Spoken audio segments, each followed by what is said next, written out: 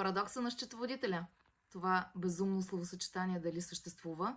Защо е парадокс за счетоводителите? Защото те смятат, че не може един сигурен ежемесечен разход да се преобразува и превърне в сигурен приход. Какво имам предвид? За мен, моето семейство и много наши приятели, живеещи на територията на цяла Европа, отдавна това нещо е факт.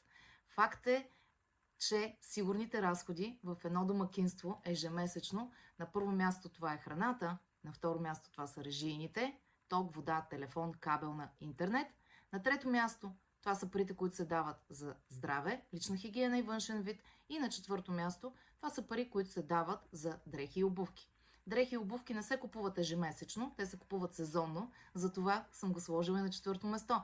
Но първите три – храна, режийни и здраве, външен вид и красота – са пари,